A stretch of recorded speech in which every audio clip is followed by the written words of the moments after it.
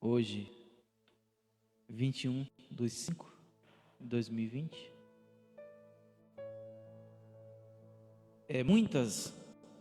Muitas pessoas, elas são boas para os de fora. Não sei se você conhece alguém assim, ou conheceu, conviveu com pessoas desse tipo. Pessoas que são boas para os de fora, mas não é boa para a família. Nós sabemos que existem pessoas que elas são muito educadas lá fora. Elas são muito bem educadas. Elas tratam muito bem o seu próximo. Mas quando diz respeito à sua família, aí as coisas mudam. Não sei se vocês conhecem pessoas assim. E eu quero, o tema dessa breve mensagem nessa noite é a chave para a felicidade. Por que a chave para a felicidade? Por que a chave para a felicidade? Porque você pode até se perguntar: o que é a chave da felicidade? Porque muitos de nós, ou muitos, eu creio que uma grande maioria,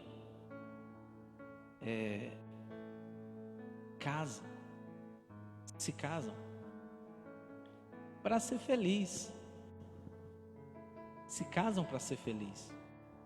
Sei que uma minoria ou até uma maioria, posso me arriscar, não tem entendimento do que seja preservar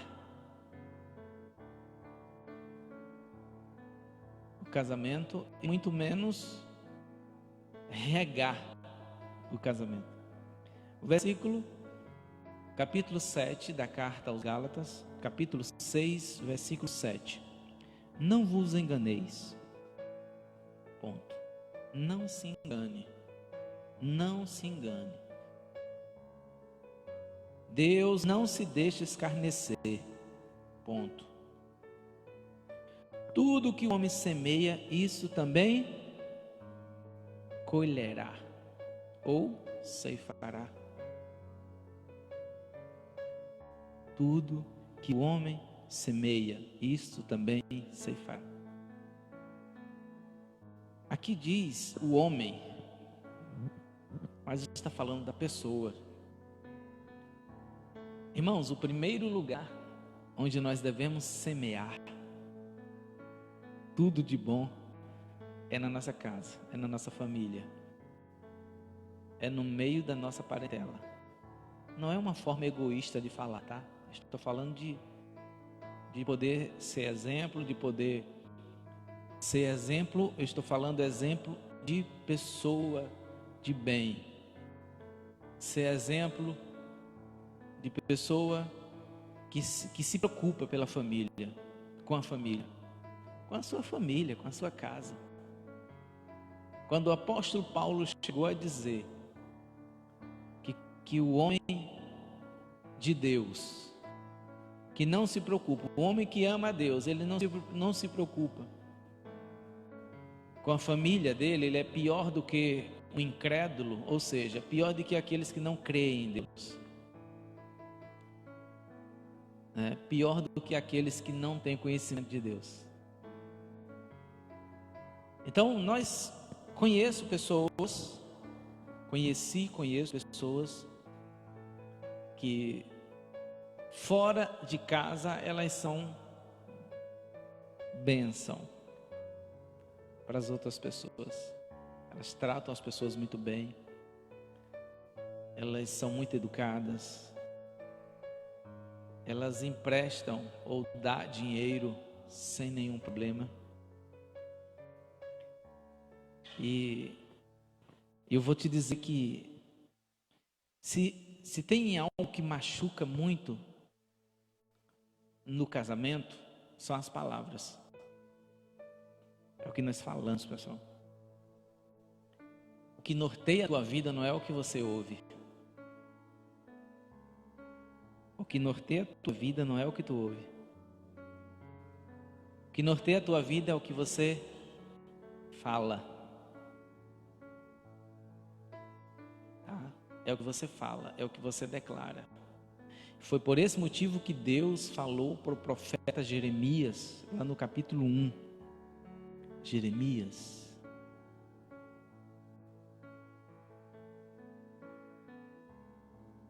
Eu vou te dar autoridade para você arrancar. E vou dizer de uma forma clara para vocês entenderem.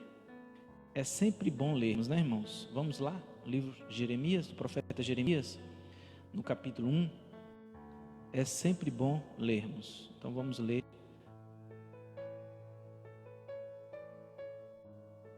Não que eu não sei o que ele diz, tá? Falo muito sobre isso aqui. Mas porque é bom lermos. Usar minhas palavras é uma coisa e usar o que está escrito é outra coisa.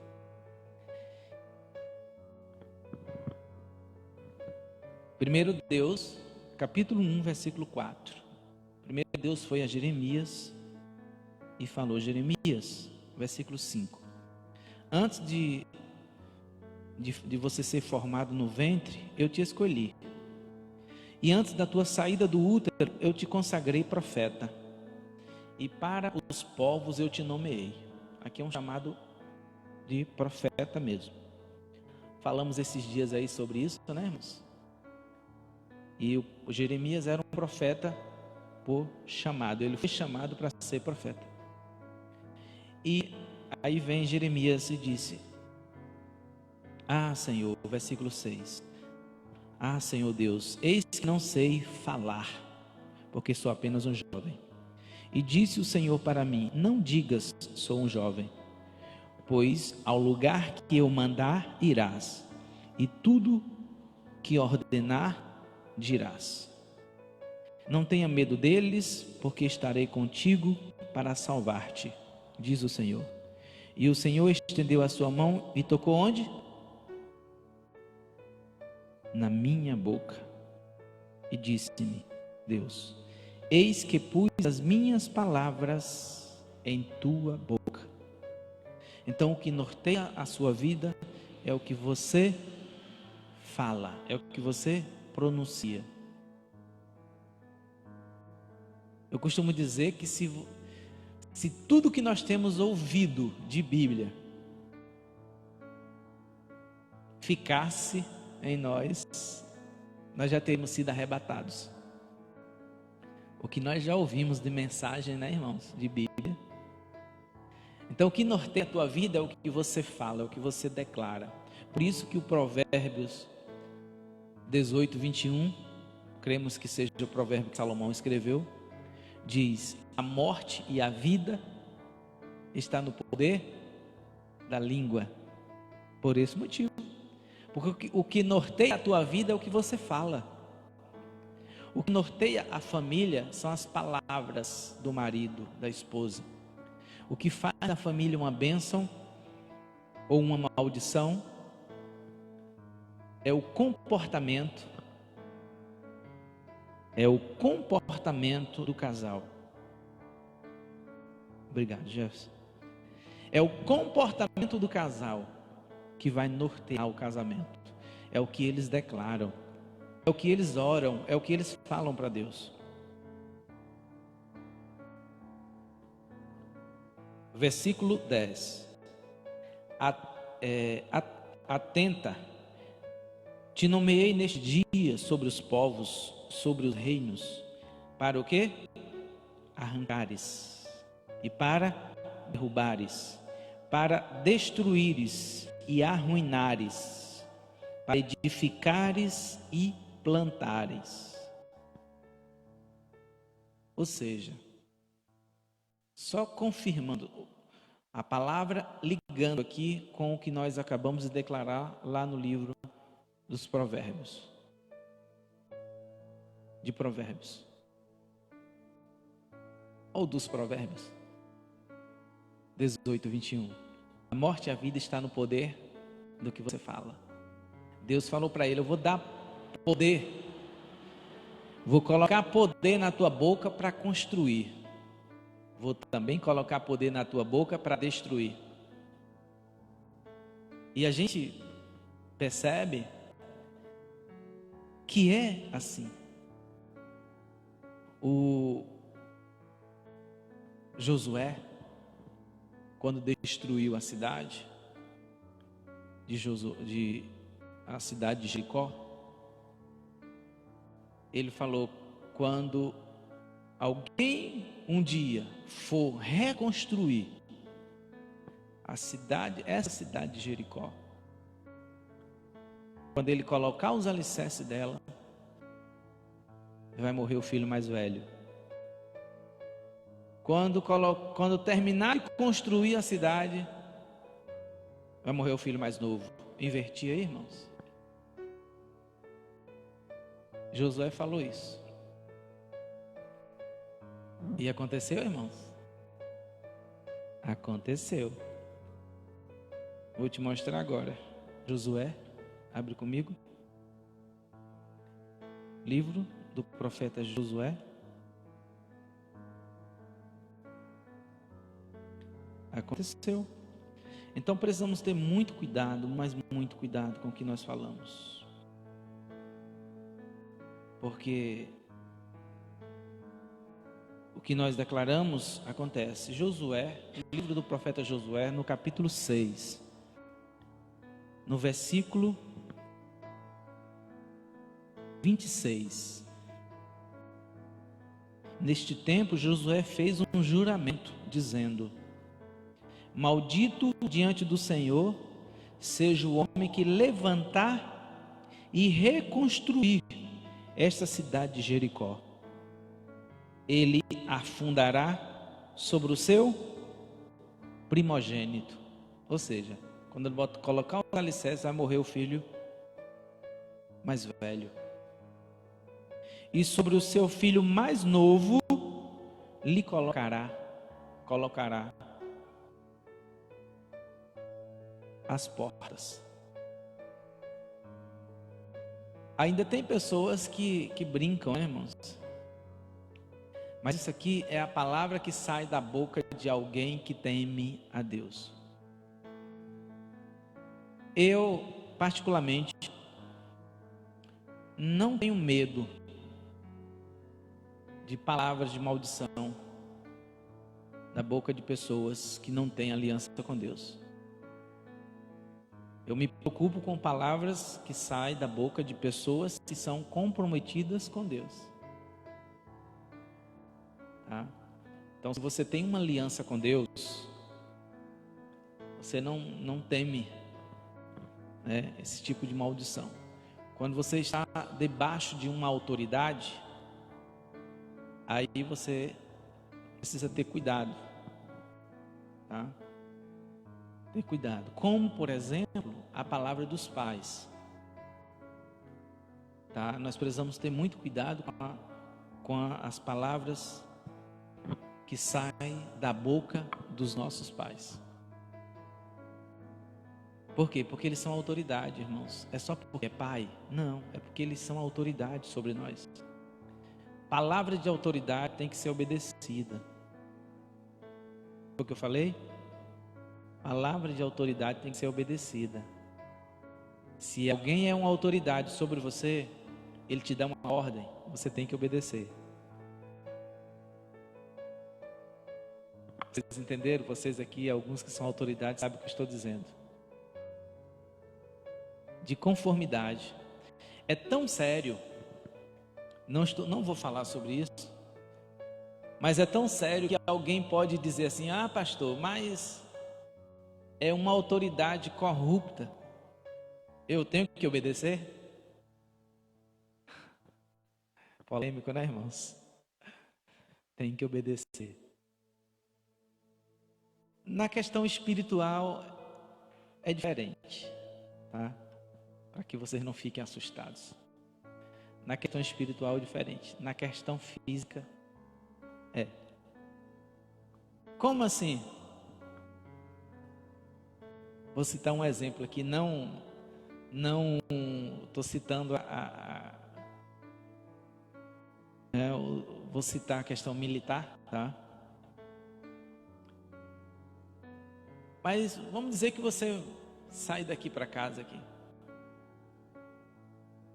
E aí você encontra uma viatura da polícia ali na esquina.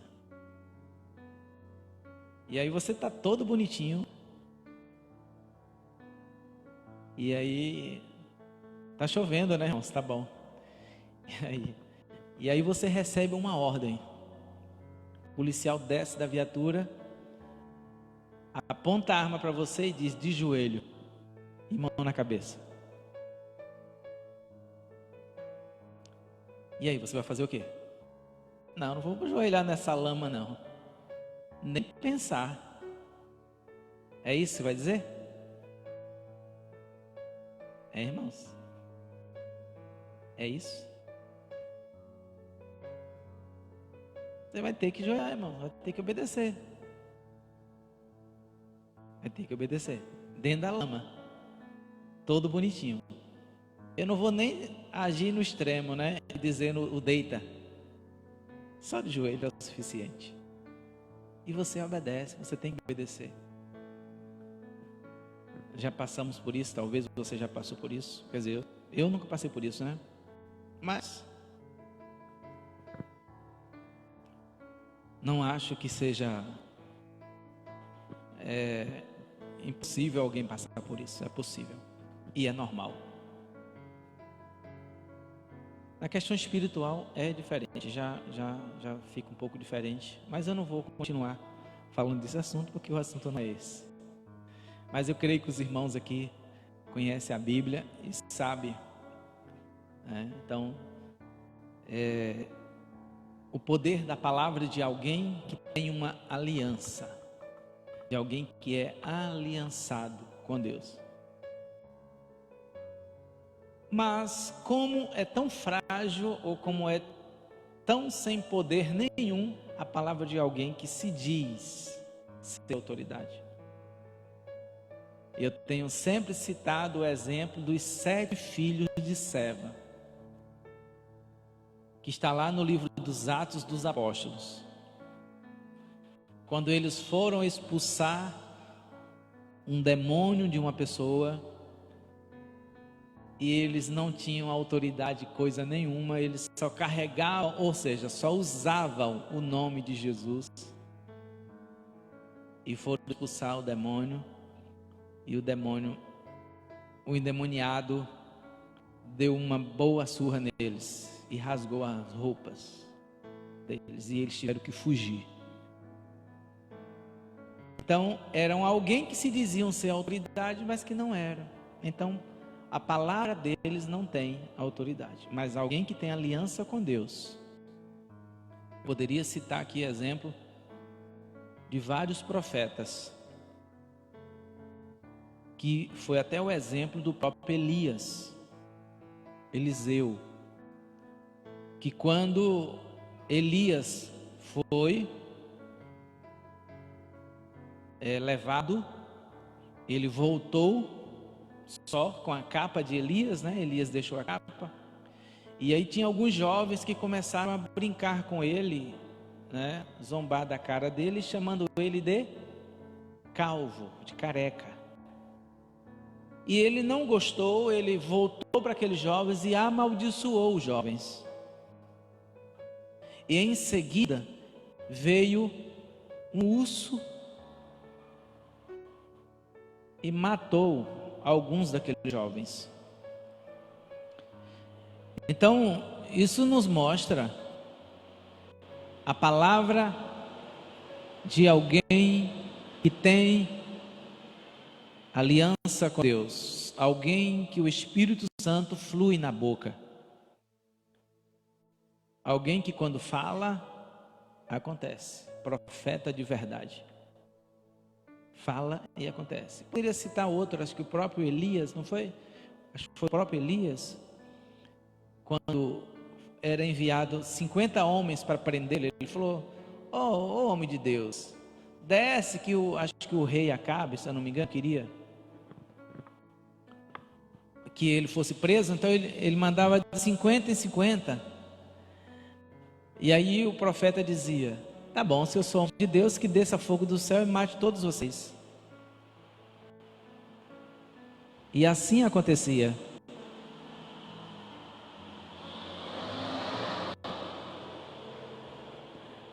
Então descia fogo do céu e matava aqueles homens. Certo? Então, palavra, irmãos, palavras. Então, dentro do relacionamento, do casamento, as palavras boas, elas fazem tanto bem, mas tanto bem. E nós precisamos conversar mais. A família precisa conversar mais. Muitas necessidades humanas de felicidade podem ser satisfeitas no círculo ou no âmbito familiar. Ou seja, muitas das nossas necessidades, pessoal, elas é para serem supridas dentro da nossa casa. Principalmente marido e mulher. Quando casam, eu não sei de vocês aqui, quantos moram distante dos familiares, da família. E como você se sente? Porque se você mora longe dos seus familiares, a falta que você sente deles deve ser suprida pela sua família.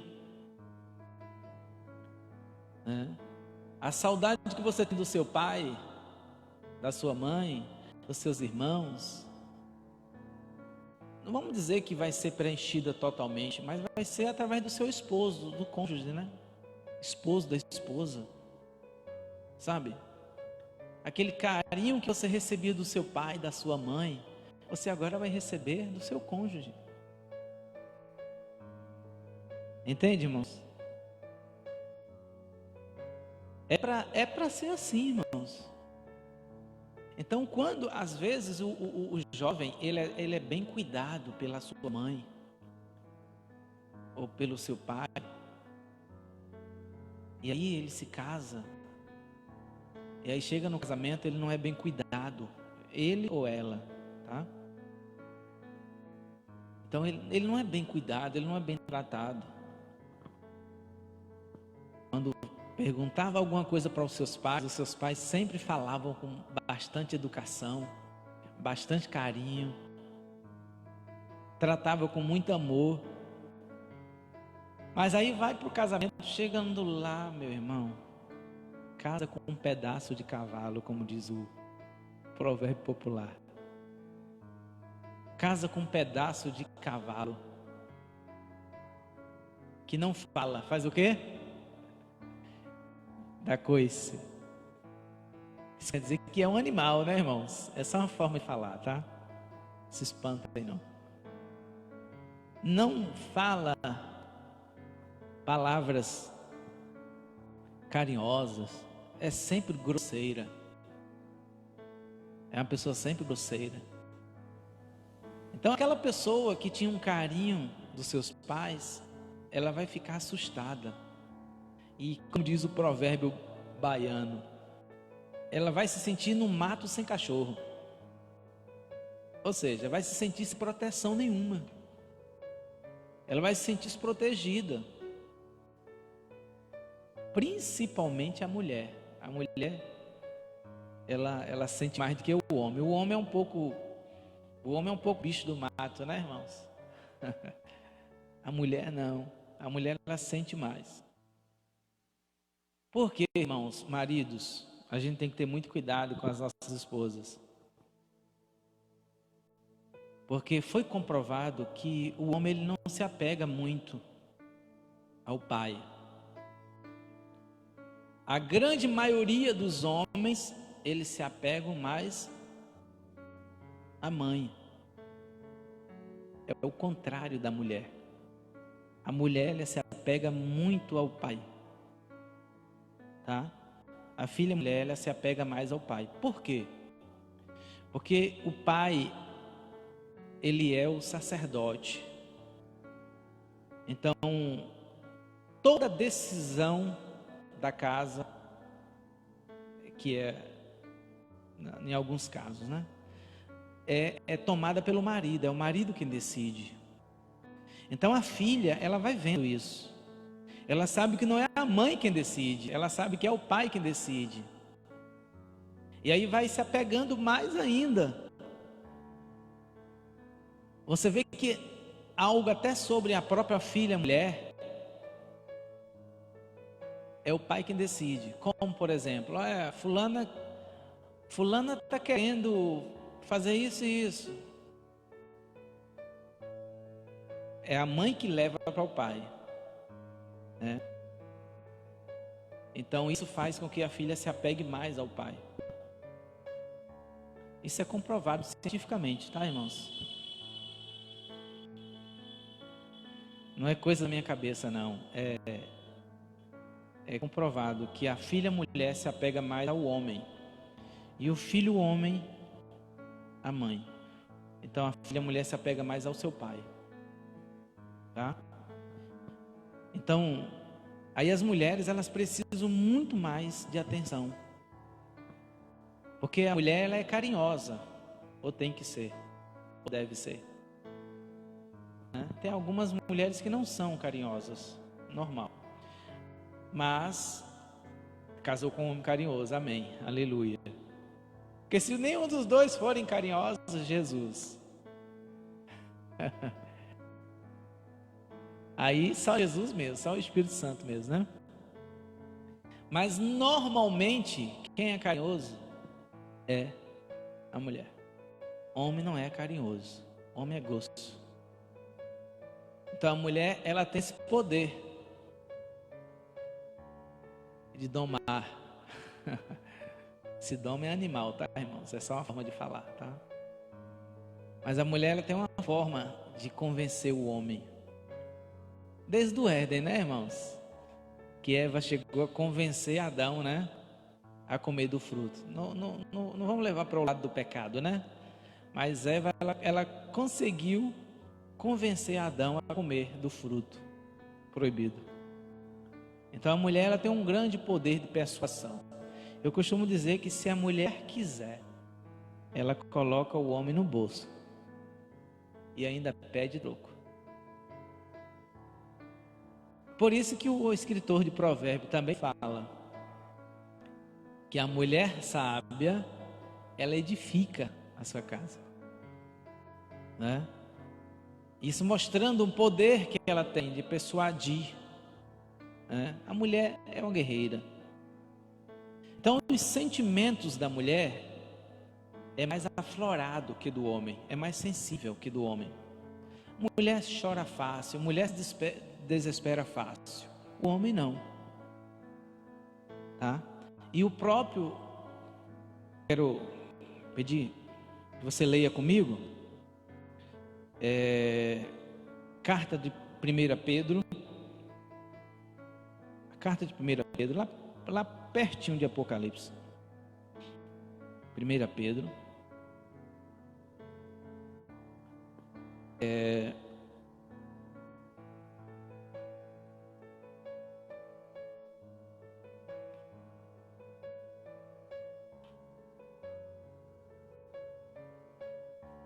Primeira Pedro no capítulo 3, primeira carta, né, de Pedro, capítulo 3. Esse capítulo fala de casamento, tá? Mas eu quero ler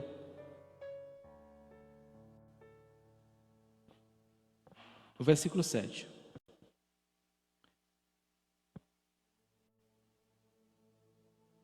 Do mesmo modo, vós, maridos, vivei a vida com elas com entendimento, honrando-as como uma parte de constituição mais delicada e co-herdeira da graça da vida, para que as vossas orações não fiquem sem resposta. A tua versão ainda fala frágil, né? Não é isso? A tua versão fala parte frágil, é isso? Então, isso nos mostra, existe um movimento chamado feminismo, que tenta mudar isso, tá, irmãos? Dizendo que a mulher não é mais frágil, que não é a parte frágil, e que a mulher não é o sexo frágil, como diz. Mas, biblicamente, a gente sabe que a mulher, ela é mais sensível que o homem. Em tudo ela é mais sensível que o homem, tá? E como nós temos sempre falado, na questão de estar sempre ligados como um acordo, para que as orações sejam ouvidas, é o que o Pedro fala aqui, né? Para que as suas orações não sejam impedidas. Então, o que eu quero deixar para você nessa noite, no seu entendimento, que fique no seu entendimento, que a família é o meio pelo qual o Espírito de Deus, ou Deus, desde o princípio, criou para nós, eu, você, nós, nos sentirmos acolhidos. Tem coisa melhor do que você passar o dia fora de casa e quando você chegar em casa, você encontrar uma esposa feliz, ou um esposo feliz, né? Casa arrumada, comida quentinha esperando, isso vice-versa, tá? Se o homem trabalha, ele chega em casa e encontra a mulher com um sorriso.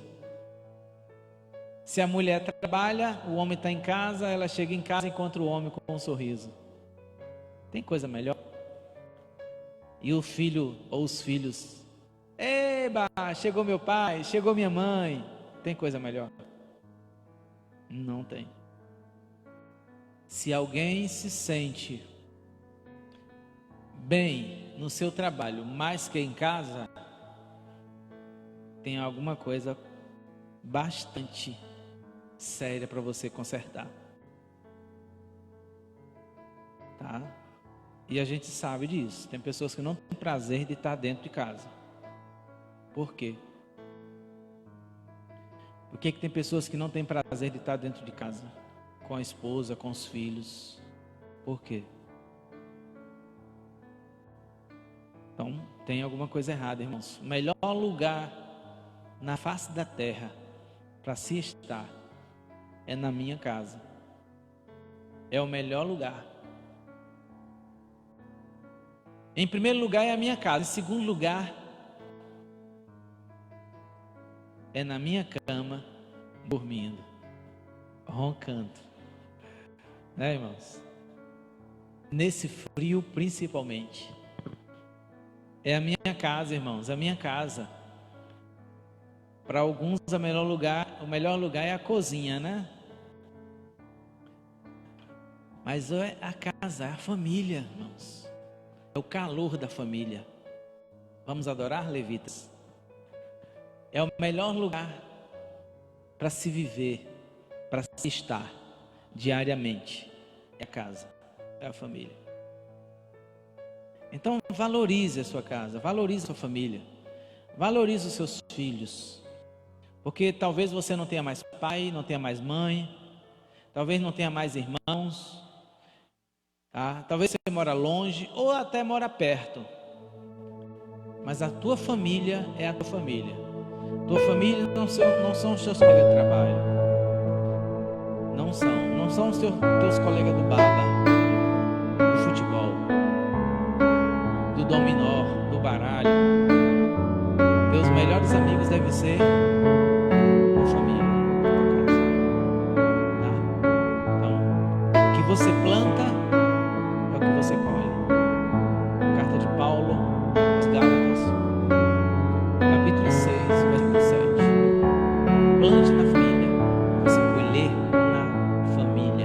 a plantar lá fora e achar que você vai colher dentro da sua casa, que você não vai colher.